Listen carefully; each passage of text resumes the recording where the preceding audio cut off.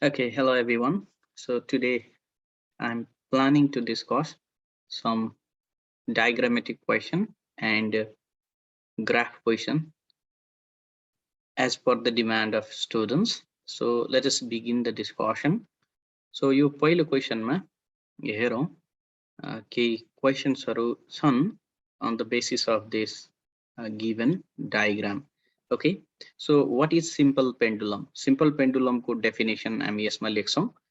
Simple pendulum is a heavy point mass that is suspended at some rigid support through inextensible thread which is weightless as well as flexible, which is capable of free oscillation in the vertical plane, and that is called simple pendulum. यो pendulum छ भने यो thread inextensible, weightless र flexible मान्छौँ हामी. Theoretically मान्ने हो, practically सबै कुरा त्यस्तो हुँदैन.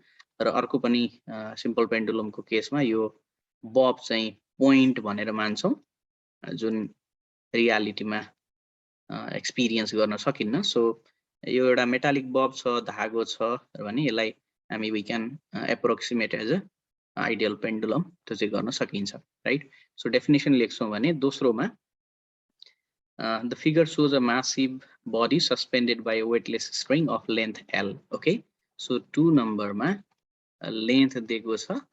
So length is L. Okay, when the mass is displaced through a displacement x, okay, displacement is given to be x,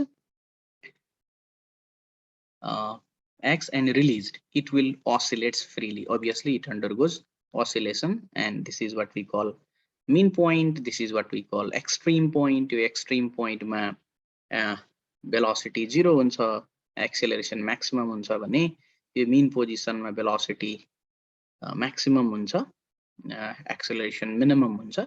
okay, यो हामीलाई थाहा छ, यो MCQ मा सोध्ने खालको क्वेशन पनि. सो ओके, ए नम्बरलाई हेरौँ. which force is responsible for vibration? Okay, यो एकदमै इन्ट्रेस्टिङ कुरा. यो रिस्टोरिङ फोर्स त भन्छौँ है, रिस्टोरिङ फोर्स भन्छौँ, जुन रिस्टोरिङ फोर्सले मिन पोजिसन तिर ड्र्याग गरिराखेको हुन्छ. तर त्यो रिस्टोरिङ फोर्ससँग फन्डामेन्टली कुन फोर्स चाहिँ जोडिन्छ त भन्दा त्यो फोर्स हो force due to gravitation. Force due to gravitation or force due to, let's say, gravity. किनभने हामीलाई थाहा छ जुन बेला यो पेन्डुलम यो लेभलबाट okay, let me use another color so that it would be quite easy to figure out.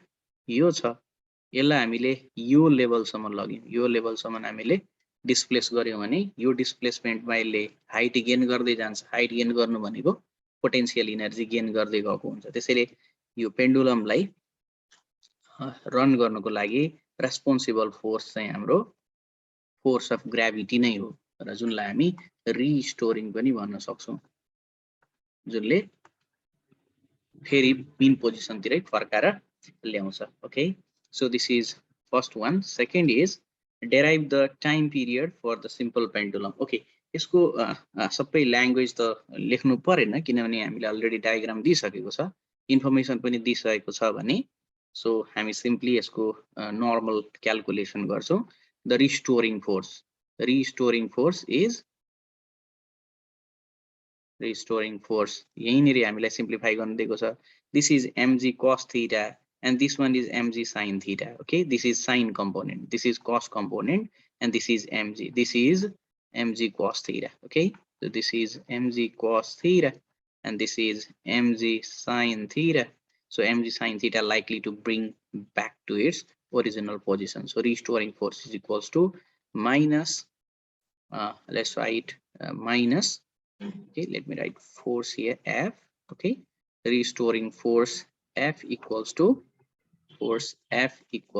minus mg sin theta.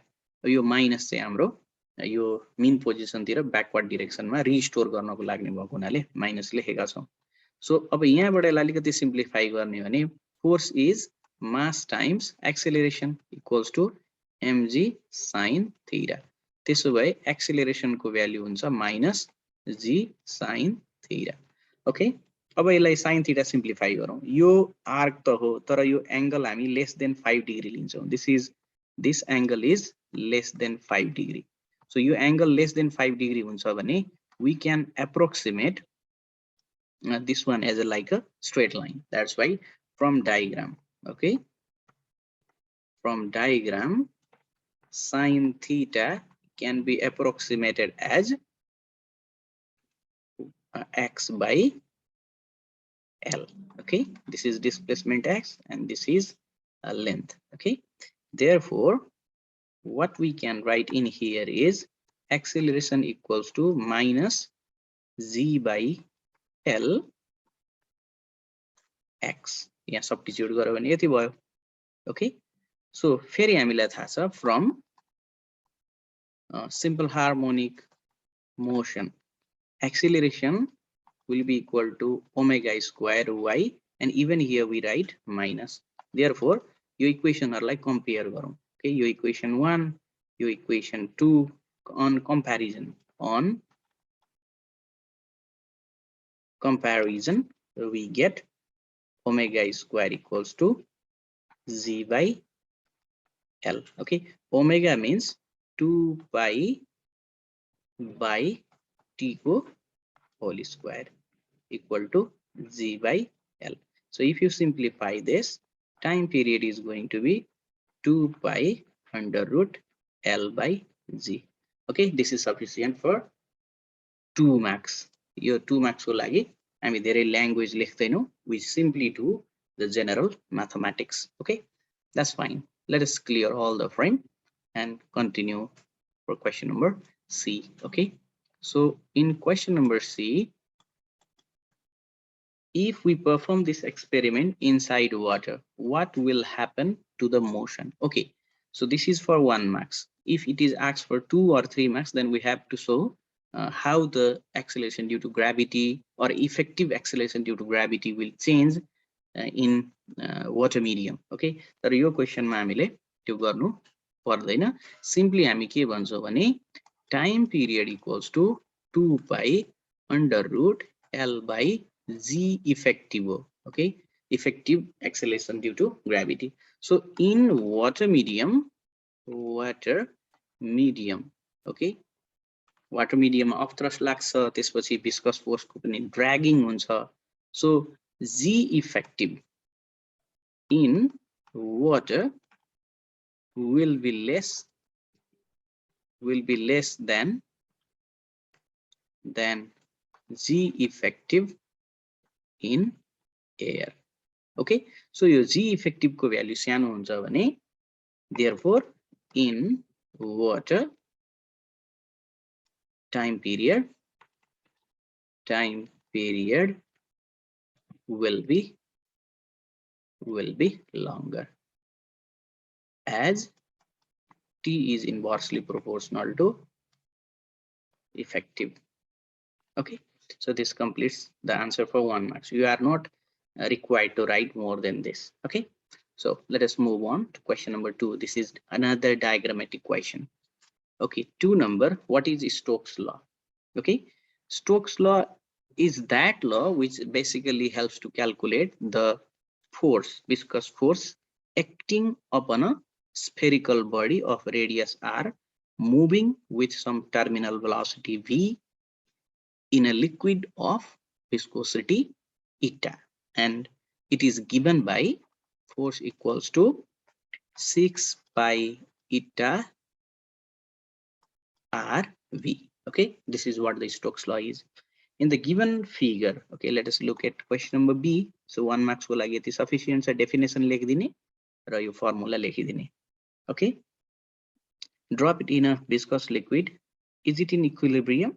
What happens to the terminal velocity of the steel ball if we use liquid of larger coefficient of viscosity? Okay, so यो equilibrium मा छ कि छैन भन्नको लागि जुन बेला यो टर्मिनल भेलोसिटी गेन गरेको हुन्छ यो इक्विलिब्रियममा हुन्छ। हामीलाई थाहा छ स्टैटिक इक्विलिब्रियम र डायनामिक इक्विलिब्रियम हुन्छ।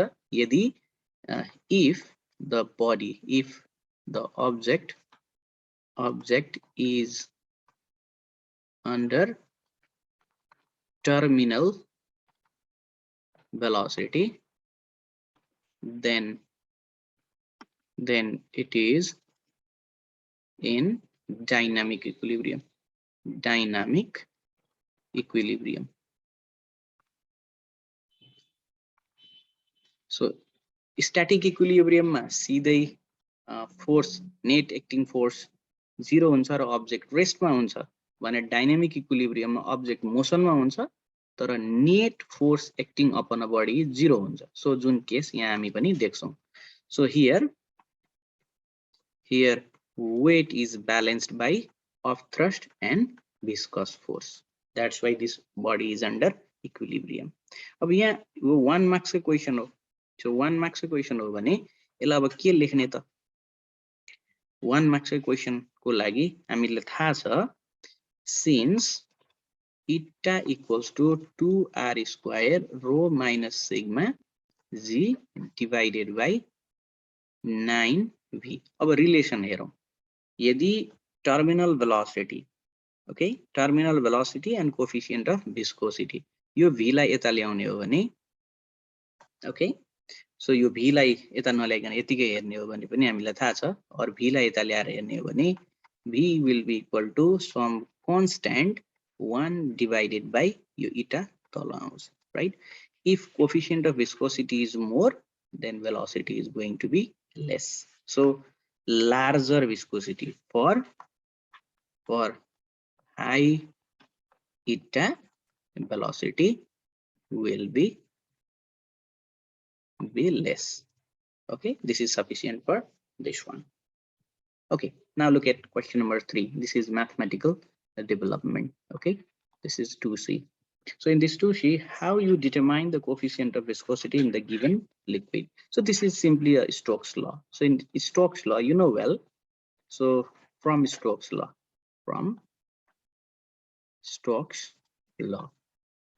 your body equilibrium मा छ. Equilibrium को मतलब your weight is balanced by upthrust and viscous force. Okay, so weight is 4 by 3 pi r cube. Okay, this is volume into density, let's say rho, and acceleration due to gravity.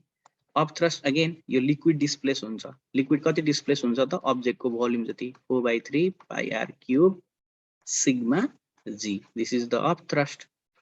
Okay, हामीलाई थाहा छ vdg upthrust र अर्को यो 6 pi eta r g. यो पनि हामीलाई थाहा छ. यहाँबाट सबै सिम्प्लिफाई गर्ने हो भने अघि हामीले जुन इक्वेसन निकालेको थियौं eta equals to 2r square rho minus sigma divided by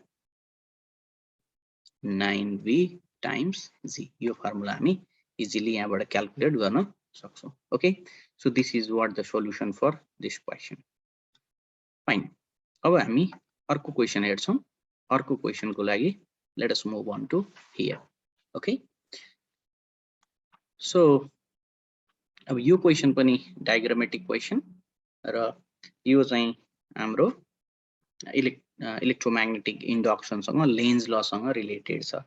So a bare magnet is dropped in a circular solenoid. Why is the motion of bare magnet slower in a solenoid? Okay, यो हामीले धेरैचोटी solve गरेको question होला क्लासमा पनि. So 5i मा यो magnet रेस्टमा छ भने यसले दिने फ्लक्स को भ्यालु, यो म्याग्नेट को कारणले यो कोइलबाट पास गर्ने फ्लक्स को म्याग्निट्युड सर्टेन हुन्छ, सर्टेन म्याग्निट्युड हुन्छ यो लोकेसनमा.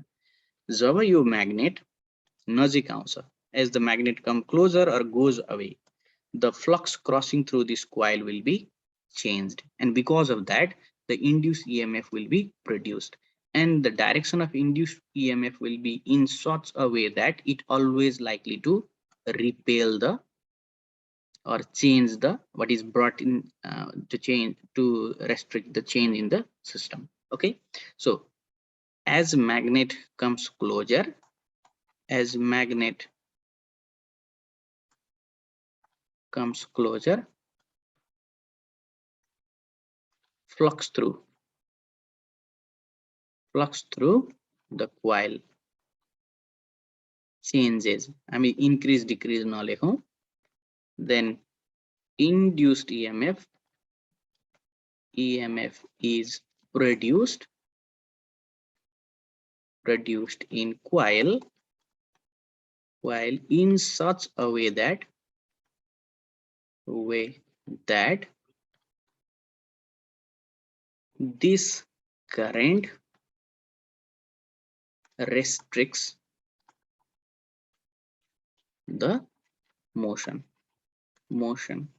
or opposes the motion of the magnet. System ले कहिले पनि चेन्ज नआओस् भन्ने चाहन्छ. सो चेन्ज नआउनको लागि यसले के गर्छ भन्दा let me explain you a bit. यसले करेन्ट निकाल्छ. यो करेन्टले फेरि यहाँ म्याग्नेटिक फिल्ड निकाल्छ. यो म्याग्नेटिक फिल्डको डाइरेक्सन यस्तो तरिकाले मिल्ने गरी निकाल्छ कि यो साइडतिर n होस् र यो साइडतिर s होस् सो दैट यो n र n को बीचमा रिपल्सन होस् र त्यो रिपल्सनले मोसनलाई रिटार्ड गरिदियोस्. Okay, so this is the idea of 5A and you can simply write in accordance with Lane's law, in accordance with Lane's law, and you can begin this informations. Okay, so let us look at question number 2. So question number 2 ma ke cha ta, what happens to the direction of induced current if the bar magnet is dropped in the reverse way? Okay, यसलाई s बनाइदिने अनि यसलाई n बनाइदिने, sorry यो यसलाई माथिपट्टिकोलाई n, यो n बनाइदिने र यसलाई s बनाइदिने हो भने यहाँ करेन्टको डाइरेक्सन कस्तो हुन्छ त हामीलाई सोधेको छ. यसको लागि हामी simply right hand screw rule लगाउँछौं र राइट ह्यान्ड स्क्रु रुलमा हामीलाई थाहा छ करेन्टको डाइरेक्सन यस्तो तरिकाले डेभलप हुन्छ कि यो पोल जुन छ क्लोजर टु द म्याग्नेट जुन पोल छ त्यतैपट्टि सेम पोल हुने गरी. द्याट मिन्स यहाँनेरि डेभलप हुने करेन्टले, यहाँ कोइलमा डेभलप हुने करेन्टले यो साइडमा s बनाउँछ भने यो साइडमा n बनाउँछ. So the magnetic field direction will be like this one. If you use right hand screw rule, magnetic field को direction तल हुनु पर्छ भने current को direction चाहिँ यो crawling of finger तिर हुनु पर्यो. So if you just use your finger, thumb finger in this direction, the crawling of finger will be in this direction. Okay, so magnetic field. So magnetic field will be in this direction, the current will flow in this direction. That's why current flows from x to y. Okay, so this is how we can easily figure out the direction of current. So from right hand thumb rule. Okay, so from right hand thumb rule we can find out the direction of current and you have to explain the same thing. Okay, so 3 number, does this violate the law of conservation of energy? Definitely not. Elite conservation like follow गर्छ, it follows, obeys. Okay, किन obey गर्छ भने यो magnet यदि work done नगरिकन यहाँ आउँथ्यो भने एनर्जी डेभलप भएको हुन्थ्यो, भाइलेट गर्थ्यो. तर यो म्याग्नेट नजिक आउँदा when we bring this magnet closer we do some work. Okay, यहाँ हामीले केही वर्क डन गरेर आउँछौं. सो जति वर्क डन गर्छौं त्यति नै यहाँ के निक्लिन्छ, EMF निक्लिन्छ. that means यो केसमा mechanical work or energy simply केमा कन्भर्ट हुन्छ, इलेक्ट्रिकलमा. हामीलाई थाहा छ यसको सिम्पल जस्टिफिकेसन पनि दिन सकिन्छ. यदि हामीले म्याग्नेटलाई बिस्तारै ल्याउने हो भने हामी थोरै वर्क डन गर्छौं, EMF पनि थोरै नै आउँछ. यदि म्याग्नेटलाई सडनली ल्याउने हो भने large amount of work done गरेर ल्याउँछौं थोरै टाइममा, त्यसैले EMF को magnitude पनि large हुन्छ. So you have to explain that. Okay, so when we bring magnet closer or if you wish to change the flux in the system, then we have to do some amount of mechanical work done. As a response of that, the energy will be converted into electrical energy. That's how the energy is produced. Okay, so this is about this one. Let me continue question number 6 because I'm planning to do at least 10 questions here. That's why I'm doing a bit quicker. State Kirchhoff's law दुईटा क्रिचोफ्स लहरु छन् एउटा क्रिचोफ्स current ल जुनले algebraic sum of incoming current will be equal to algebraic sum of outgoing current at a point भन्छ or total current at a junction is 0 त्यसैगरी क्रिचोफ्स voltage लले चाहिँ overall EMF को sum algebraic sum of EMF will be equal to the algebraic sum of the potential drop across the different resistor or V को सट्टा हामी के लेख्न सक्छौं भने E equals to summation IR लेख्न सक्छौं यो दुईटा क्रिचोफ्स ल हामीलाई थाहा छ हामी इजिली लेख्न सकिहाल्छौं सो दुईटा स्टेटमेन्ट याद गरेर लेख्न सकिन्छ ओके 2 नम्बरमा चाहिँ अलिकति डिस्कसन गरौँ सो यहाँ दुईटा भोल्टेज सोर्स छन् है दुईटा भोल्टेज सोर्स अनि करेन्ट फ्लो भएको होला so let us see the question and let's calculate the answer. Kirchhoff's law use in the diagram find the current through each resistance. यसबाट पास हुने current को value निकाल्नु छ त्यसको लागि हामी के गर्छौं त Kirchhoff's law युज गर्छौं एउटा सिम्पल तरिका सिकाउँछु it is not always necessary that the loop should be taken in clockwise direction तर सजिलोको लागि क्लकवाइज लिए पनि हुन्छ you are free to choose यतापटि क्लक यतापटि एन्टी क्लक लिए पनि हुन्छ यो लुपमा भएको करेन्ट I1 यो लुपमा भएको करेन्ट I2 अब यो ब्रान्च यो सोर्सको करेन्टले यहाँबाट करेन्ट फ्लो हुन्छ भने यहाँबाट I1 पनि फ्लो भएको छ यहाँबाट I2 पनि फ्लो भएको छ यदि यो लुपको काम गर्दै छौं भने I1 को करेन्टलाई पोजिटिभ लिने यसलाई नेगेटिभ लिने र जहिले पनि I1 ठुलो छ भनेर मान्ने I2 सानो छ भन्ने सबट्र्याक्ट गर्ने फेरि यो केसको कुरा गर्दा यहाँबाट पनि करेन्ट फ्लो भएको हुन्छ यसरी करेन्ट फ्लो भएको हुन्छ यसलाई ठुलो मान्ने यसलाई सानो मानेर सबट्र्याक्ट गर्ने okay what I mean is from in loop let us do in loop EA in a first loop in loop first okay so हामी कति लेख्ने भन्दा so यो 3 into I1 plus 2 into I1 minus I2 यसरी लेख्ने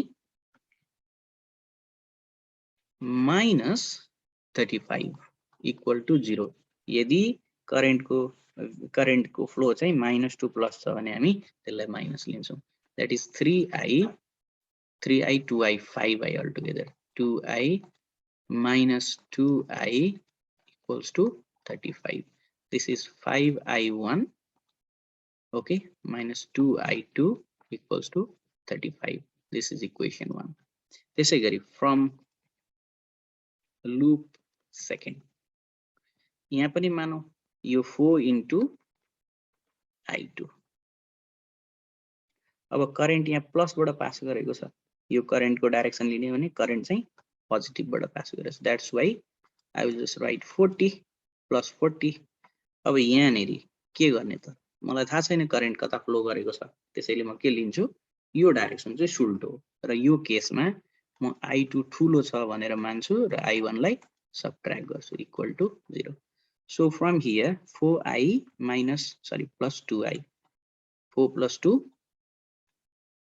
6I2 minus 2I1 equals to minus 40 दुईटा equation दुईटा variable I1 को भ्यालु पनि निक्लिन्छ some ampere I have not done this mathematics I2 पनि निक्लिन्छ मानौ यो I1 को भ्यालु 5 आयो I2 को भ्यालु लेट्स से 10 आयो भने अब के गर्ने I1 हामीले माथिबाट तल जान्छ भनेको छौं I2 तलबाट माथि जान्छ भनेको छौं त्यसैले करेन्ट कता फ्लो हुन्छ त यो केसमा करेन्ट तलबाट माथितिर जान्छ है so net current will flow from 2 ohm is 5 ohm from this lower end to upper end so I1 को भ्यालु यहाँबाट निक्लिहाल्छ यहाँबाट पास गर्ने I1 हो यहाँबाट पास गर्ने I2 मात्रै हो यहाँबाट पास गर्ने चाहिँ you have to take the algebraic sum okay so this complete the solution for this question as well okay so let us move on to another question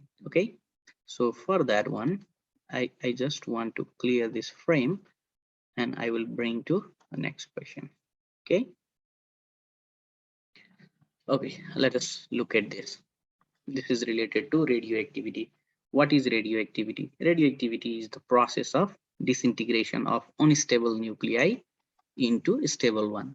Okay, that's what the radioactivity. Okay, discuss its various units. यसको तीनटा unit छन्. पहिलो unit हो युनिट्सहरु बेक्वेरियल. बेक्वेरियल भनेको 1 disintegration per second. Okay, अर्को छ Rutherford. Rutherford means 10 to the power 6 disintegration per second. यो चाहिँ यादै गर्ने कुरा हो. र अर्को छ Curie. 1 let's write. So this is 3.7 into 10 to the power 10 disintegration per second. कहिले काहीँ झुक्याउनको लागि 1 क्युरी लाई 3700 रुथरफोर्ड पनि भन्न सकिन्छ है. यसरी पनि हामी लेख्न सक्छौं. Let's look at 2 number. के छ हेरौं. 2 number मा name and label 3 radiation particles emitted by the radioactive source. Explain why the deflection is in different direction. Okay, so possible emissions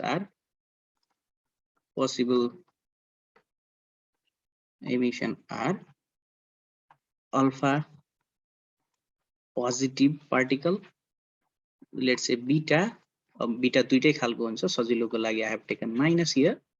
अनि अर्को चाहिँ gamma chargeless. Okay, let's write null. Okay, सजिलोको लागि let's write null. This is null. अब यहीँनेर logic लेख्दिने है. यहीँनेर logic लेख्दिने. Alpha particle as it is positive, it deflects towards minus plate. Okay, it deflects towards negative as it has positive charge. In the same way, beta particle will have negative charge, so it goes towards positive plate. And this gamma particle, gamma radiation, this is actually a radiation. Photon मा त कुनै charge हुँदैन. So it doesn't have any charge, that's why it neither deflect towards plus nor minus. It directly moves. So particularly this is your beta particle, this is your alpha particle, and this is your gamma radiation. Okay, so this is for 2 marks. This is how you have to write. This constitute the correct answer for this kind of questions. Okay, so number 3, in a certain instant piece of radioactive material contains 10 to the power. कुनै instant भनेर सुरु त्यहीबाट हेर्न सुरु जहाँबाट गरिन्छ त्यसैलाई हामी के लेख्छौं n naught. This is 10 to the power 12. Half life is 15 days. Okay, half life equals to 15 days. So यहाँबाट हामी lambda निकाल्न सक्ने 0.693 divided by half life equal to this much per day. Okay, this much per day. Lambda निक्ल्यो. Calculate the rate of disintegration. अब यहाँ धेरै झुक्किने सम्भावना हुन्छ. हामीले धेरै इन्फर्मेसन दिएको छैन भने हामीले सिम्पली के गर्ने, ल मा जाने. ल ले के भन्छ त भन्दा rate of disintegration is proportional to initial content. So यहाँ disintegration constant राख्ने, नेगेटिभ लाई हटाएर म्याग्निट्युड मात्रै लेख्ने हो भने this is equal to n naught in magnitude. Okay, so this is going to be this one. Rate निकाल्न lambda पनि छ, n naught पनि छ. You can easily figure out. This is gonna be your answer. Okay, so this is all about this question. So यसको discussion सक्यो. So I wish to move to another question. Okay, so this one is the question from thermodynamics. A thermodynamic process is shown in the diagram. In this process, AB 150 joule heat is supplied. Okay, so यहाँ के दिएको छ हेरौं. dq is 150 joule. System, find the find the internal energy change in the process A to B. Okay, so we need to calculate du, that is u b minus u a. अब यो calculate गर्नको लागि हामीलाई थाहा छ from first law. Okay, from first law of thermodynamics. के हुन्छ त dq equals to du plus pdv. अब dq छ 150, du को भ्यालु निकाल्नै छ, pdv निकाल्नु छ भने अब वर्क डन कति हुन्छ त? फर्स्ट ल अफ थर्मोडायनामिक्समा हामीलाई थाहा छ वर्क डन बराबर area under the curve. Okay, so यसको लागि 150 du plus area under the curve. So यहाँ कति एरिया छ त? यो एरिया अन्डर द कर्व, यो पुरै प्रोसेसमा एरिया अन्डर द कर्व, यो टोटल निकाल्ने. This is 4, okay, this is 5 into 10 power minus 3. Okay, 5 into, okay, let me just write simply. I can write this is 5 minus, okay, so अलिकति राम्रोसँग देखिएको छैन युनिटहरु. So this is 5 minus 2 into 10 power minus 3. So यो difference भयो. अब यो breath भयो, यो हाइट भन्दा पनि भयो. सो एरिया निकाल्नको लागि into 8 minus 3 into 10 power 4 Pascal.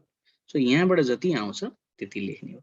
I believe यो नेगेटिभ पनि आउन सक्छ है, du को भ्यालु नेगेटिभ पनि आउन सक्छ है. You can calculate. So if this quantity becomes greater than 150, then it may come negative. Don't worry about that. Okay,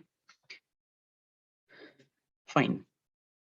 Work done in expanding the gas from B to C. Okay, B देखि C सम्म, यहाँदेखि यहाँसम्म expand भएर आउने हो भने पनि, so it's quite simple to calculate area under the curve. फेरि अब यसमा म धेरै म्याथमेटिक्स गर्दिन, you can simply do. So if the system will come from this state, from state B to C, then this is going to be the area under the curve. So 1/2 base into height. अब यो total work done को ठ्याक्कै आधा हुने देखिन्छ है. So work done dw equal to area under the curve. So you can simply calculate. अब यो केसमा ट्रायंगल देखिन्छ 1/2. So प्रेसरलाई बेस लिने, भोल्युमलाई हाइट लिने, सरी हाइटलाई प्रेसर डिफरेन्स, ब्रेथलाई भोल्युम डिफरेन्स लियो भने you can easily calculate this much joule. Okay, the work done is in cycle. The work done in one cycle. यो one cycle मा कति वर्क डन गरेको छ भन्ने कुरा त हामीले यहाँ पनि निकालिसक्यौं. त्यसैले यो क्वेशन फर्स्ट सेकेन्ड थर्ड एकदमै क्लोजली रिलेटेड देखिन्छ. सो फर्स्ट बाट क्याल्कुलेट गरेको कुरा नै सेकेन्ड थर्ड मा युज गर्न सकिन्छ. Okay, so this is the idea for this one. So let us move on to 5 number. Here is a Wheatstone bridge electrical instrument which works on the Wheatstone bridge principle used to measure the unknown resistance.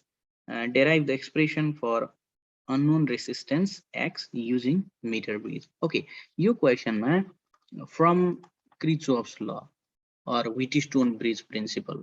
Wheatstone bridge principle. हामीलाई थाहा छ resistance of P arm divided by resistance of Q arm, third arm R and fourth arm X. यो resistance भनेको यो uniform वायरमा constant current flow गर्दाखेरिको हुने. Okay, त्यसैले यो P resistance in terms of length.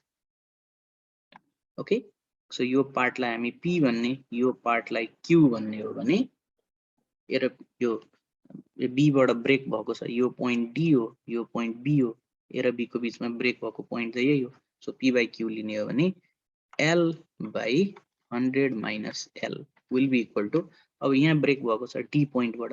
Okay, D point बाट brake भएको छ भने हामी के लेख्न सक्छौं, P/Q equal to X/R छ नि, P को साइडमा भएकोलाई R.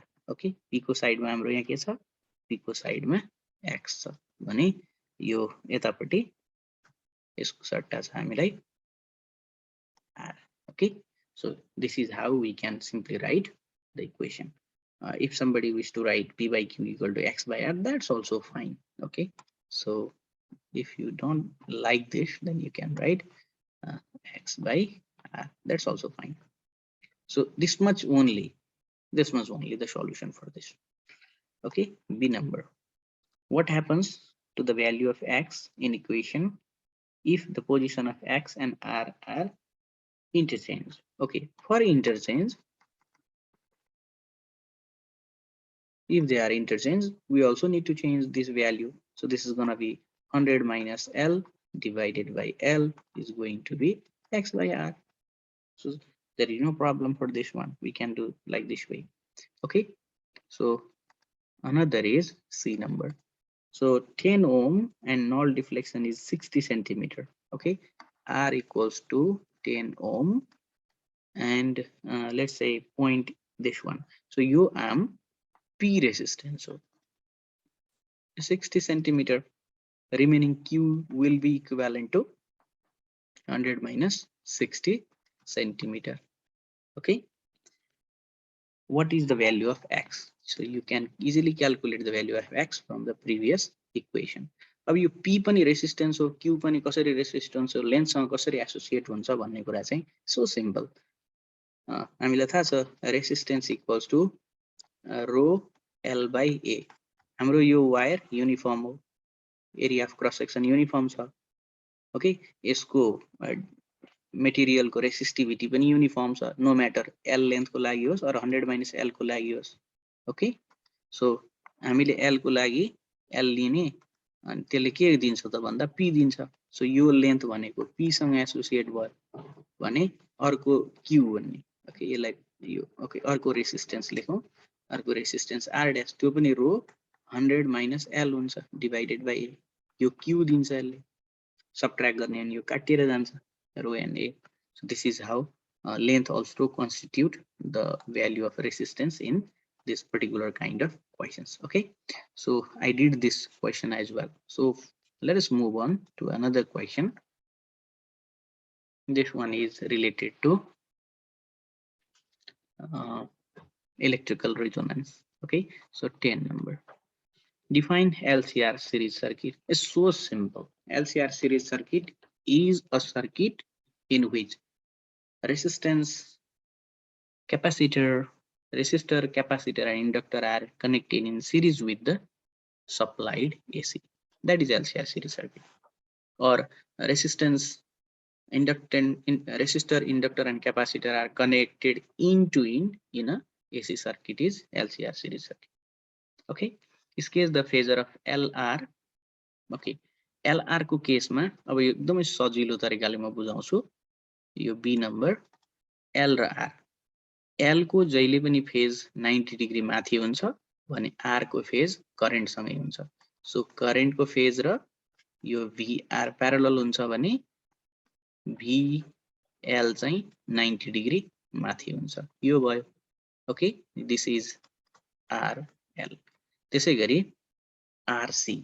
R र C को केसमा जहिले पनि हामी करेन्ट एक्स एक्सिसमा राख्छौं. You should not forget this one. Current र voltage drop across resistance parallel हुन्छन् भने voltage drop across capacitor will be 90 degree behind the current. यो lagging हुन्छ भने LCR को केसमा there are two possibilities. Okay, so जस्तो मानौ यो VR यो मानौ VL छ, यो VC छ भने यता करेन्ट I अनि यो VR छ भने so VL र VC त अपोजिट छन्. So यो दुईटाको difference we can take this much. So यदि VL minus VC ठुलो छ भने okay VL minus VC positive छ भने or VL greater than VC छ भने this is our resultant and this one is the phase. अब कहिले काहीँ जरुरी छैन सधैं VL नै ठुलो हुन्छ भन्ने कुरा. इन केस मानौ VC ठुलो छ, VC is this much, यो VC नयाँ केस लिदैछु अनि यो VL चाहिँ सानो छ भने VR त सधैं यतै हुने हो. So यो दुईटाको resultant, let us look at the resultant. This is VC minus VL. Okay, यो चाहिँ VC minus VL छ भने अब यो दुईटाको resultant चाहिँ यहाँ यसरी आउँछ र हामी फेजरलाई यता पनि देखाउन सक्छौं. You are free to choose which direction you like. In this case, for VC lesser and here for VC is greater than VR is greater than 0. Okay, so जुन फेजर बनाए पनि हुन्छ, दुईटा मध्ये जुन बनाए पनि हुन्छ, रातो वाला बनाए पनि हुन्छ र सेतो कलरको बनाए पनि प्रब्लम भएन. Okay, so let's move on. Is for 2 marks. Question number C. C नम्बरमा के सोधेको छ त भन्दा with a given circuit diagram, show the impedance of LCR series circuit Z is this much, where the symbol carries usual meaning, and also obtain the phase factor in this case. Okay, हामीलाई थाहा छ at a resonance condition मा XL र XC को value बराबर हुन्छ, किनभने त्यो बेला मिनिमम Z हुन्छ र maximum current हुन्छ. Okay, Z will be this much. Okay, हामीलाई यो क्याल्कुलेट गर्नुपर्ने. रेजोनेन्स फ्रिक्वेन्सी निकाल्न चाहिँ हामी डाइरेक्ट यो युज गर्छौं. यो क्याल्कुलेट गर्ने हो भने अघिको डायग्रामलाई रिकल गरौँ. सो हामीलाई थाहा छ यो VR हो भने यो चाहिँ VL माइनस VC हो. ओके, सो यस्तो छ भने यो हाम्रो फेज पाइ भयो. हामीलाई Z को भ्यालु निकाल्नु छ, टोटल रेसिस्टेन्स निकाल्नु छ. यो हाम्रो रिजल्टेन्ट EMF. मलाई थाहा छ EMF इक्वल्स टु कति हो नि, EMF को value total sum of the voltages. Okay, so this E equal to Pythagoras theorem use गरे जस्तो लाग्छ, तर रियालिटीमा यो Pythagoras theorem चाहिँ होइन है, किनभने त्यहाँनेरि फेज फ्याक्टर छ. let me write properly. So therefore E equals to VR square plus VL minus VC square plus 2VR VL minus VC. एउटा कुरा के नबिर्सौं भने VR र VL minus VC, VR र VL minus VC को बीचमा चाहिँ 90 डिग्री एंगल छ. त्यसैले यहाँनेरि के आउँछ, VL minus VC cos theta भनेको cos 90 आउँछ. त्यो cos 90 आउने भएको हुनाले है, cos 90 आउने भएको हुनाले cos 90 को भ्यालु त 0 हुन्छ. 0 भएको हुनाले यो टर्म नै के भएर जान्छ, 0 जस्तो भएर जान्छ. त्यसैले धेरै जनालाई चाहिँ यो पाइथागोरस थ्योरम जस्तो लाग्छ, यो पाइथागोरस थ्योरम चाहिँ हैन है. ओके, सो यस्तो हुन्छ यो. सो VR को भ्यालु मलाई थाहा छ, VR को भ्यालु I times R whole square हुन्छ भने VL भनेको I टाइम्स XL हुन्छ, VC भनेको I टाइम्स XC. यसको होल स्क्वायर लिने, यसको होल स्क्वायर लिने हो भने यहाँबाट I स्क्वायर, यसबाट पनि I स्क्वायर कमन लिने. So I will come outside in root what left, R square XL minus XC whole square plus. So फेरि हामीलाई थाहा छ यो XC केमा डिपेन्ड गर्छ, डिपेन्ड गर्छ फ्रिक्वेन्सी र इन्डक्टेन्समा, and that is what our omega L minus this one is omega 1 by C omega square. R square मैले पछाडी लेखेँ. ओके, अब यो इक्वेसनलाई कम्पेयर गरौँ. ओके, यो इक्वेसनलाई कम्पेयर गरौँ. कम्पेयर गर्ने भने since E by I is resistance and the resistance like quantity here is Z, and this Z is, or V by I is resistance and the remaining quantity here is this one. So Z equal to under root R square plus omega L minus 1 by C omega whole square. So this is how you have to do for 3 marks. Okay, so this is the idea. And further phase निकाल्ने भने के गर्ने, यहीँनिरबाट यो L हाम्रो Pythagoras जस्तै देखिन्छ. अझ हामी त्यो एंगल tan अल्फा भन्ने क्लास 11 मा पढेको फर्मुला ल्याउने हो भने पनि त्यो पनि युजफुल हुन्छ.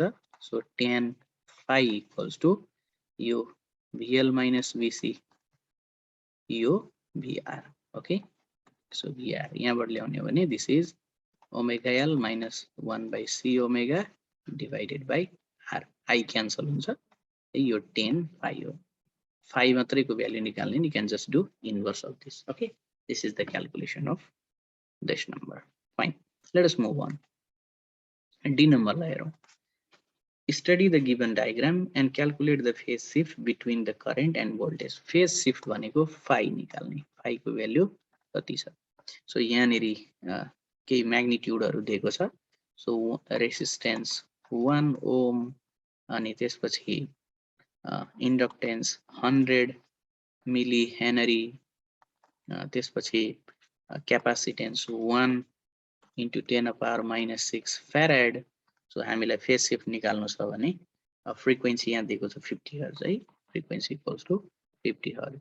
अब यही फर्मुलामा सब्स्टिट्युट गर्दिनु. Okay, so phi equals to tan inverse 2 pi fl minus 1 by 2 pi fc whole divided by. You can simply simplify this with a calculator. You can easily get the value of phi. Okay, so this is the idea of this question. Fine. अब एकदमै important question radioactivity को है. हेरौं के रहेछ. यो question धेरै जनाको डिमान्ड छ यो गर्दिनु भन्नको लागि. सो त्यसैले मैले यसलाई यहाँ राखेको छु. सो 11 नम्बर हेरौं. अब यो क्वेशनमा दिएको इन्फर्मेसनहरु पहिले बुझौं है. यो 0 छ, यो 0.2, यो 0.22, यो 0.24, 26, 28 and 0.3. अब यो कहिलेकाहीँ नम्बरमा दिइन्छ, कहिलेकाहीँ रेटमा दिइन्छ. हामीलाई थाहा छ जसरी नम्बरको रिलेसन n नट e को पावर माइनस लैम्डा t हुन्छ, रेटको पनि relation r equals to r naught e को पावर माइनस लैम्डा t हुन्छ. That's why they are so comparable. किन यो कम्पेरेबल हुन्छ त भन्दा r directly depends upon n. Rate जहिले पनि मैले यही पढेको, रेट भनेको directly proportional to initial number पढेको नि त. त्यो भएको हुनाले दुईटै रिलेसनहरु एकदमै युजफुल हुन्छन्. अब यहाँ रेट दिए पनि नम्बर दिए पनि तरिका एउटै हो है. ओके, यो चाहिँ यो पर्टिकुलर केसमा अब list out the lodge of radioactive disintegration. यो केसमा नम्बर दिएको छैन, रेट दिएको छ. यहाँनेरि दिएको छ a, यो mega बेक्वेरियलमा. Since the rate is given, that's why the answer is this one. You cannot write n because this is here rate.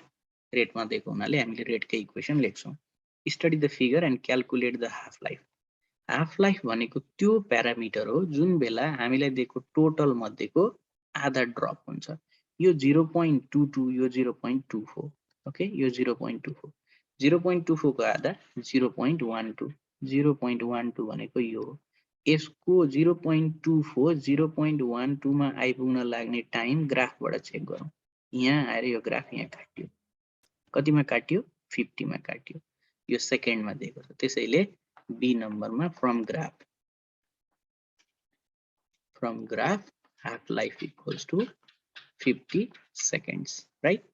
अब हाफ लाइफ निक्ल्यो भने therefore lambda equal to 0.693 divided by half life. Quite simple. Decay constant पनि निक्ल्यो. Initial number of undecayed nuclei. Okay, अब यसको लागि त झन् सजिलो भयो. हामीलाई थाहा छ टाइम सुरु नै भएको छैन. टाइम सुरु भएको छैन भने भयभरको के छन् त अनडिकेड छन्.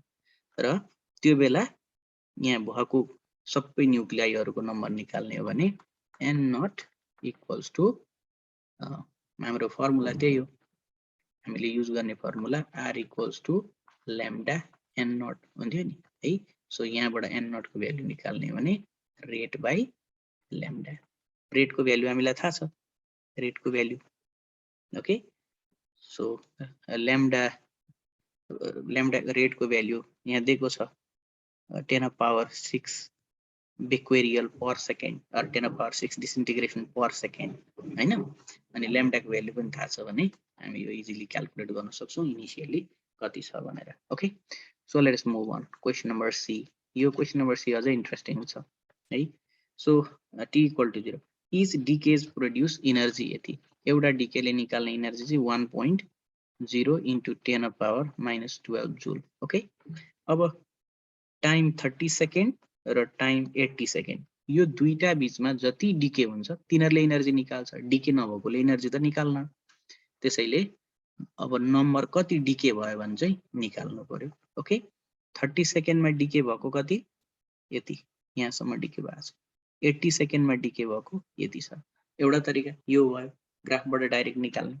अर्को तरिका के हुन्छ त हामीलाई टाइम दिएको छ so at t equals to 30 second हामी के निकाल्ने n equals to n naught e को पावर माइनस लैम्डा t गर्ने यो नम्बर निक्लिहाल्यो 30 सेकेन्ड्स को फेरि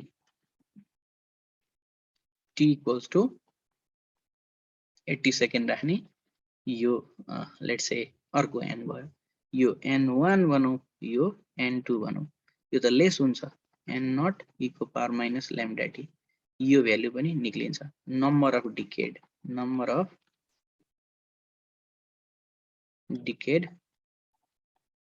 एटम्स भनेको कति डिके भयो त यो टाइम बीचमा भन्दा n1 माइनस n2 यो n2 बचेको नम्बर हो थोरै हुन्छ यो बचेको नम्बर हो धेरै हुन्छ रिलेटिभली सो यसलाई मैले के लेखिदिए n लेखिदिए so total energy production total energy let's say E dash भनेको एउटाले जति इनर्जी निकाल्छ त्यो इनर्जीलाई कसले मल्टिप्लाई गरिदिने n so total energy will be त्यसमा joule so this is how you can calculate or ग्राफबाट डाइरेक्टली 80 जुलमा 80 सेकेन्डमा कति 30 सेकेन्डमा कति यहाँबाट यो ग्राफबाट क्याल्कुलेट गरे पनि द्याट्स फाइन त्यो पनि हामी गर्न सक्छौं okay okay fine so this is for radioactive nucleus okay I like to move on to another question so I do have few questions related to this so let me clear the frame and continue so in here question number 10 so we have to calculate again similar kinds of things like in previous one the graph shows the variation of capacitive reactance along with the frequency हामीलाई थाहा छ यसरी नै घट्दै जान्छ यो XL को value चाहिँ फ्रिक्वेन्सी सँग स्ट्रेट लाइन हुन्छ भने XC को भ्यालु चाहिँ फ्रिक्वेन्सी सँग यसरी डिके हुँदै जान्छ है यो कुरा बिर्सनु हुन्न कहिलेकाहीँ एमसीक्यू मा यस्तो क्वेशन सोध्न सकिन्छ ग्राफ राखेर ओके अब यहाँबाट हामीलाई के आन्सर गर्नु छ त हेरौं what do you mean by capacitive reactance capacitor also shows resistive property in AC circuit है एसी सर्किटमा क्यापासिटरलाई राखिदिने भने यसले रेसिस्टेन्स दिन्छ त्यसलाई नि भन्छौं हामी capacitive reactance okay resistance afford by capacitor in AC resistor by capacitor resistance by capacitor in AC circuit अरुमा हुन्न किनभने एसी मा फ्रिक्वेन्सी हुन्छ है बी नम्बर हेरौं calculate the value of capacitance of the capacitor अब कुनै एउटा भ्यालु लिएर सजिलो गरी गरे हुन्छ सो यहाँनेरि दिएको छ XC को भ्यालु यो पर्टिकुलर केसमा for capacitance let's say XL equals to XC equals to so 400 ohm त्यो 400 ओम सँगको 40 फ्रिक्वेन्सी इज 40 हर्ज अब यो किन लिएको यसको कुनै आन्सर छैन यहाँबाट लिए पनि हो 80 लिएर 200 लिँदा पनि हुन्छ you are free to choose two parameters मलाई यही सजिलो लाग्यो यही लिएँ मलाई थाहा छ XL equals to 1 by omega c and this is your XC actually 1 by omega c this is 2 by FC सबै प्यारामिटर छ भने हामी निकाल्न सकिन्छ है ओके सी नम्बर हेरौं you can easily calculate capacitance C equals to some farad okay fine plot the graph showing the inductive reactance that varies with the frequency level the graph okay मैले अघि भनेकै कुरा यहाँ फेरि सोधेको रहेछ है हामीलाई थाहा छ XL भनेको 2 pi FL हुन्छ सो सबै कुरा कन्स्टेन्ट राख्ने भने L को भ्यालु कन्स्टेन्ट राख्ने भने XL is proportional to frequency so proportional भयो भने स्ट्रेट लाइन यहाँबाट जोडौं किनभने 0 राख्दा 0 नै आउँछ यो XL यो चाहिँ फ्रिक्वेन्सी सो यसरी यस्तो खालको बन्छ यही माथि बनाउने भने कस्तो बन्ला त so if we just draw the line from here so it will be like this one this is XC oh sorry this is XL fine okay D number let us do question number D let me clear the frame and do question number D okay D is done fine the capacitor and inductor discussed in above connected to a series with resistor okay सबै दिएको छ हामीले के निकाल्यौ resistor पनि inductance पनि निकाल्न सक्छौं 40 hertz मा इन्डक्टेन्स निकाल्न सक्छौं सी नम्बरको प्रब्लम मैले डी नम्बर गरेछु, डी नम्बर भन्दा अगाडि सी नम्बर हेरौँ। Inductor has same reactance XC equal to XL छ भने र फ्रिक्वेन्सी चाहिँ 40 हर्ट्ज छ भने you can easily calculate L since XL equals to 2 pi FL. यो भ्यालु राखेर XL पनि निकालौं। क्वेशन नम्बर बी मा XC पनि निक्लेको छ, त्यहाँबाट C को भ्यालु पनि निक्लेको छ। सो हामीसँग अब सबै के छन् त भन्दा E नम्बर को लागि रेसिस्टेन्स 25 ओम, हामीले B नम्बरबाट sorry I just wrote there B, rather it is C. Okay, so capacitance को भ्यालु हामीले B नम्बरबाट लिएको छ this much farad. Question number C बाट L को भ्यालु आउँछ this much Henry. Okay, अनि frequency को कुरा होला। LC had to make a circuit, calculate the resonating frequency in the circuit. Okay, quite simple. Resonating frequency F naught equals to what? So resonance will occur, or resonating frequency equals to simply what happens? It is 2 pi 1 by 2 pi under root LC. So all parameter are known to us.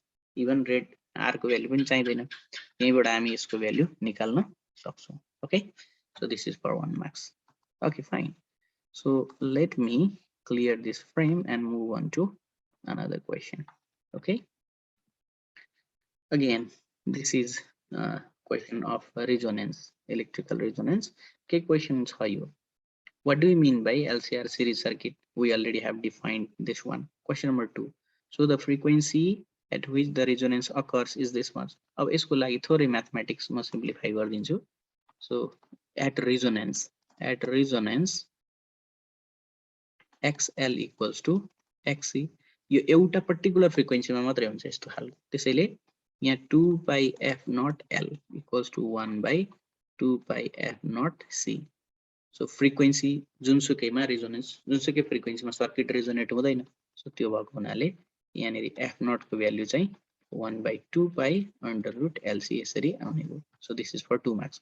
Obtain the resonating frequency from the graph below. Okay, अब ग्राफबाट निकाल्ने भने so simple, resonating frequency भनेको त्यस्तो frequency हो जुन बेला करेन्टको value के हुन्छ, म्याक्सिमम हुन्छ। करेन्ट म्याक्सिमम भएको भने F equals to F naught, therefore F naught equals to कति भयो यहाँ 60 Hz. Quite simple. Which one is greater? Okay, अब यो चाहिँ क्वालिटी फ्याक्टर भन्ने कुरा रिकल गरौँ है। डी नम्बरमा हामीले क्वालिटी फ्याक्टर के पढ्यौं भने voltage across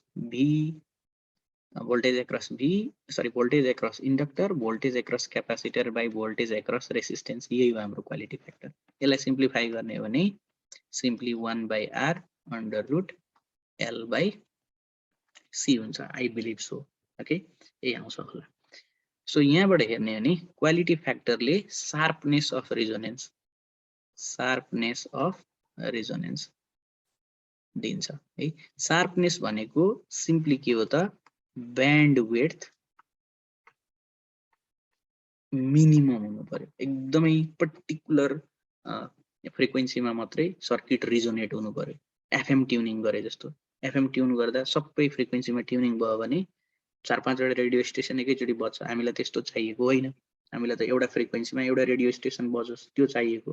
त्यसको लागि के चाहियो त, शार्पनेस चाहियो। त्यो शार्पनेस बढाउनको लागि ब्यान्डविड्थ के गर्नुपर्छ, सानो बनाउनुपर्छ। ब्यान्डविड्थ भनेको यो ब्यान्डविड्थ यसरी बुझौँ, ब्यान्डविड्थ भनेको यो करेन्टको लागि यो फ्रिक्वेन्सी पनि, यो फ्रिक्वेन्सी पोसिबल, यो पनि पोसिबल, यो पनि पोसिबल, धेरै फ्रिक्वेन्सीहरु यहाँ पोसिबल भयो एउटै करेन्टको लागि, जुनले डिफरेन्ट एफएमहरु ट्युनिङ गर्दिने हो, जुन हामीले चाहिएको होइन है।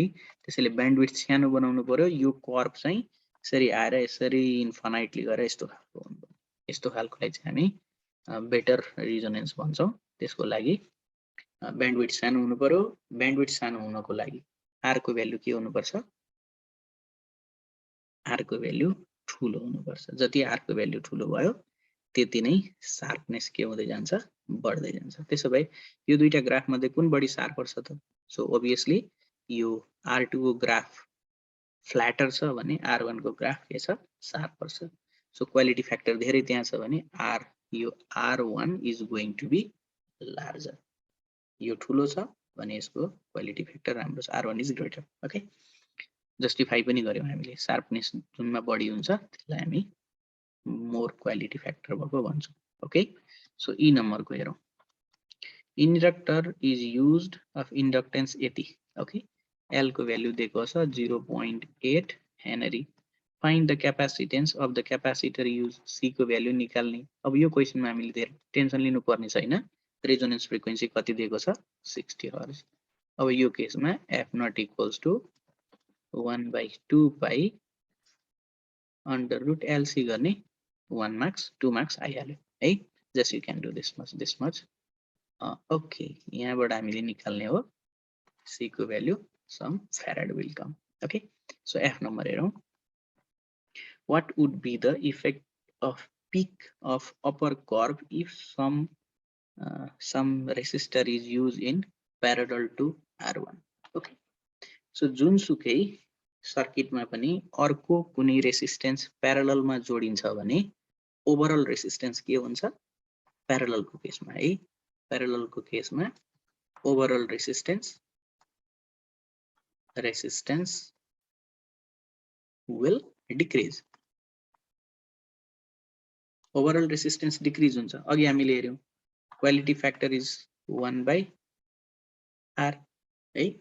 सो रेसिस्टेन्सको भ्यालु सानो भयो, रेसिस्टेन्सको भ्यालु सानो भयो भने क्वालिटी फ्याक्टर के हुन्छ ज्यादा हुन्छ है.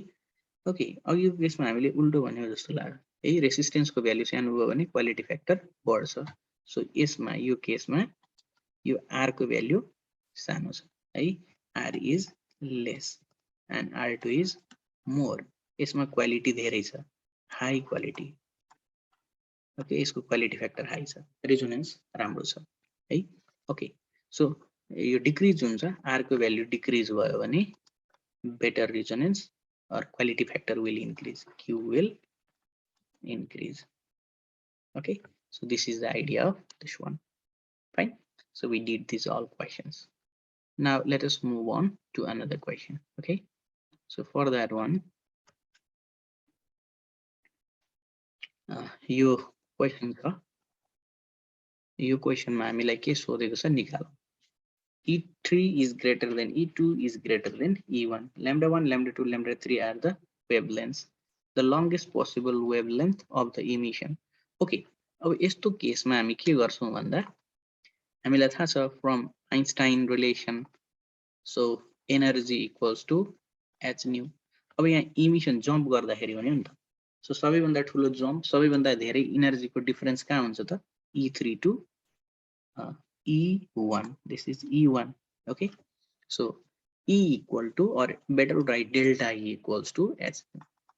So delta E भनेको let's write E1 minus E3 equals to यो magnitude मा लिए पनि भयो. Okay, because this is the energy value. Okay, equals to HC by lambda. अब h को भ्यालु हामीलाई थाहा छ, c को भ्यालु पनि थाहा छ. यहाँबाट यो longest possible value यहाँबाट निक्लिन्छ, right? So this is how we can calculate the shortest possible wavelength. You can do in the same way. Derive the relation of lambda 3 in terms of lambda 1 and lambda 2. Okay, B number को you can do easily. Delta E equals to h nu. सबैभन्दा सानो difference कहाँ छ त यो size हेर्दा पनि थाहा हुन्छ. E2 minus E1, no E3. So magnitude मा लिने यसलाई है, or E2 minus E1 you can just do if you are just doing magnitude as C by lambda. This is going to be minimum. Okay, okay, I believe it's gonna be different. It's gonna be different. So this is gonna be the shortest wavelength because it's in denominator, and this is going to be in, okay fine, this is lambda minimum and this is lambda maximum. Just reverse the case. Okay, A and B. मैले यहाँनिर frequency को term बाट हेरेको थिएँ भने wavelength बाट उल्टो हुने भयो, राइट? सी नम्बर हेरौं. So we know energy 3. So difference of energy 3 Okay, h यो lambda 1 यो यहाँदेखि, okay, let me just draw here. So lambda 1 lambda 2 and lambda 3 are the wavelength. So हामीलाई थाहा छ यहाँबाट हेर्ने हो भने this is first wavelength. This is going to be the shortest wavelength, and this is going to be the longest wavelength, and this is going to be the moderate one. So for our simplicity, what we do is energy difference. Okay, so let us calculate. So for C, what we do is energy difference. Okay, so energy difference is E3 minus E1 modulus equals to E3 minus E2 modulus plus E3 minus E1 modulus. So यहाँबाट simply h nu को value राख्ने र substitute गर्ने, simplify गर्ने. So यो हाम्रो lambda 3, यो lambda 2, lambda 1, यसरी हामी यसलाई use गर्न सक्छौं. You can easily simplify using the previous relation. Okay, so this is the idea for this one. Move on to another one. Okay, यो question पनि अघिको जस्तै छ. So this is going to be so long video, so I'm just going to complete this one, and the remaining question will be done in the upcoming one. So I believe this is going to be greater than an hour, so I should stop in here. Okay, let us do this one. A number. What is the value of resistance R? Okay, sorry, current in resistor R. So your point layer. Okay, so your point layer, let's say this point is A. So यो point को reference बाट हेर्ने हो भने, so यहाँबाट 6 ampere current जाँदैछ. This is 6 ampere. यहाँ 4 ampere गयो भने यता बचेको. So at junction A, 6 ampere equals to 4 ampere plus current through R. Okay, so यहाँबाट current through R is your 2 ampere. Fine. Find the resistance of R. अब यो R को value निकाल्न यो लूप निकाल्नु पर्यो, यो पनि अननोन छ, त्यसैले म पहिले यो अननोन निकाल्छु, EMF अनि सजिलो पर्छ. So first of all I will calculate C, किनभने यो नोन छ, यो अननोन छ, यो अननोन को कारणले पनि यहाँ करन्ट फ्लो हुन्छ, त्यो करन्ट को कारणले यो R को भ्यालु निकाल्नलाई असजिलो हुन्छ, त्यसैले म के गर्छु त यो E को भ्यालु निकाल्छु. So यसको लागि what I do is I will just take the loop this way and this way. A lower loop layer. So from lower loop. Okay, so अघिकै rule लगाउने हो. Okay, I believe current को direction दिएकै छ, त्यसैले दिएकै direction मा राख. It doesn't make any difference. यो यस्तो भयो, यहाँ current यसरी flow हुन्छ, यहाँ current यसरी flow हुन्छ.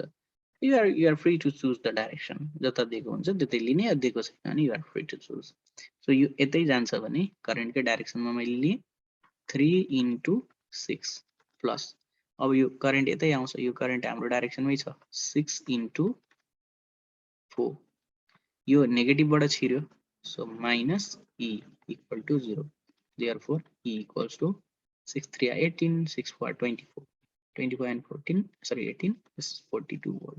Okay, E को भ्यालु निक्ल्यो. अब यहाँ सब्स्टिट्युट गरौँ. ओके, E को भ्यालु निक्ल्यो. अब B निकालौँ. B निकाल्न अब सजिलो पर्छ. कसरी सजिलो पर्छ? You can just look there. यो कर्व हेरौँ, यहाँबाट करन्ट यसरी फ्लो गर्दा प्लस बाट छिर्छ. ओके, प्लस बाट छिर्छ भने the magnitude that we are given in up is this is 28.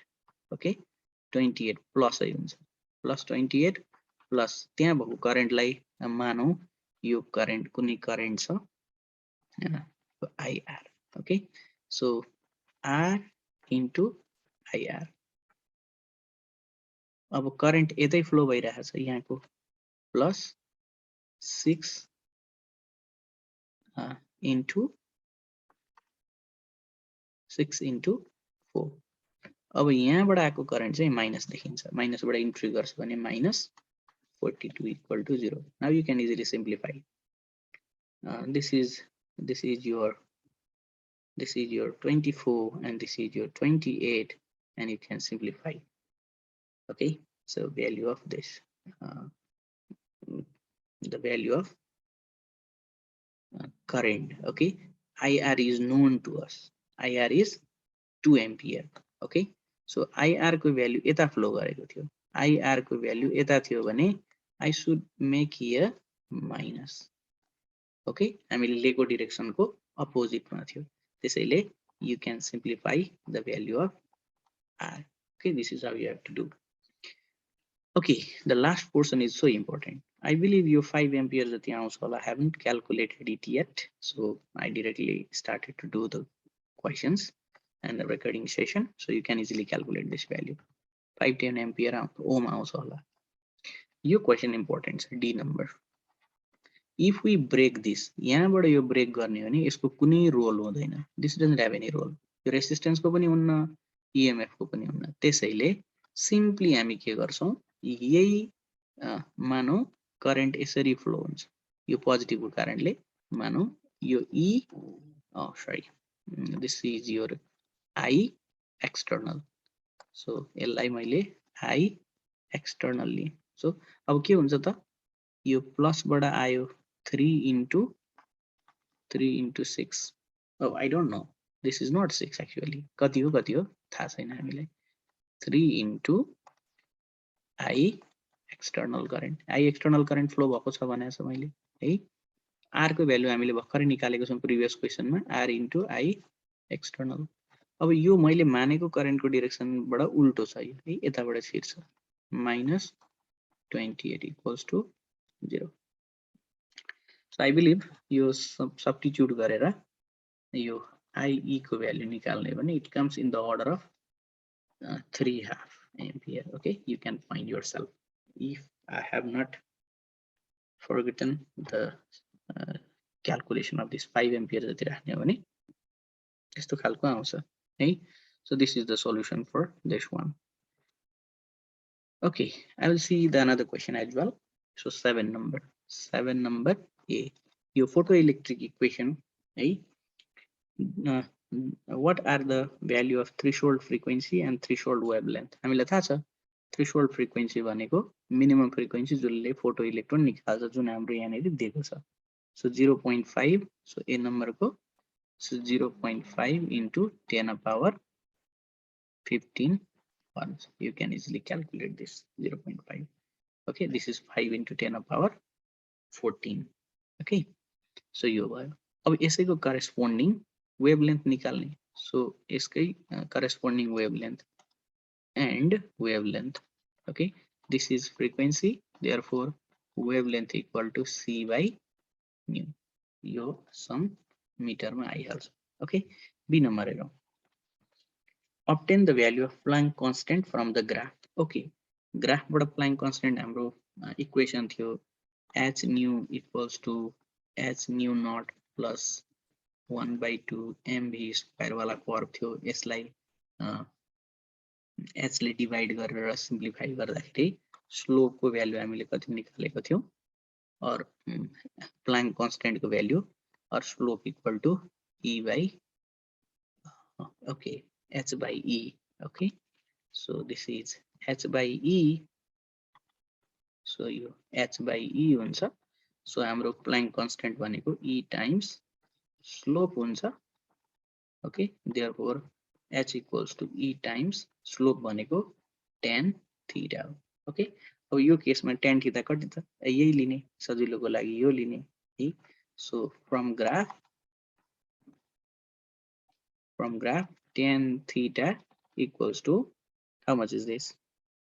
1 2 3 3 volt divided by this difference is okay. यहाँबाट लिँदा भयो, यहाँनेर यो भ्यालु हामीलाई थाहा छैन है. So let us take 2 voltage only. This is 2 divided by your 2 सँग associate भएको 1 minus 0.5. 1 minus 0.5 into 10 to the power 15. Okay, so tan theta को भ्यालु हामीले थाहा छ, e को भ्यालु थाहा छ 1.6 into 10 to the power minus 19. So यसलाई सिम्प्लिफाई गर्ने हो भने h को भ्यालु आउँछ 6.63 into 10 to the power minus 34 joule second. Okay, यो हामी यसरी गर्न सक्छौं, right? Okay, let me clear the frame and move on. C number, the metal surface is illuminated by the frequency AT. Okay, supplied frequency is 10 to the power 15 hertz. What will be the kinetic energy of the emitted? Okay, kinetic energy means we need to calculate E. And we know that from Planck's law or photoelectric equation, Einstein photoelectric equation, E equals to, okay, now this is kinetic energy rather, okay, E equals to uh, Planck function, sorry, uh, work function plus kinetic energy. So total energy supplied we can easily calculate by using H nu. यो देखेछ यो phi को value work function को value, okay, work function को value कति हुन्छ त work function को value H into 0.5 into 10 to the power 15 यो हाम्रो H nu naught हो त्यसपछि यहाँबाट आउँछ के kinetic energy. So kinetic energy मा यो subtract गर्ने भने kinetic energy equals to, so यो H common लिने हो भने H nu minus this nu naught. You can easily simplify by substituting this. This comes in some joule. अब कहिलेकाहीँ यहीँनेरि velocity निकाल्न लाग्यो भने पनि, so velocity भनेको कति हुन्छ H nu minus nu naught. So kinetic energy को 2 तल आउँछ अनि m इलेक्ट्रोन यहाँ आउँछ, यो सबै रुटमा लिदिने. सो यसो गर्ने भने कहिलेकाहीँ velocity निकाल्न लाग्यो भने velocity पनि निकाल्न सक्छौं. Okay, I believe this is going so long, that's why I'm gonna stop this. Okay, so remaining question I should do in another lecture, so I'll stop it here. Thank you, and I believe you will be waiting for the remaining question as well.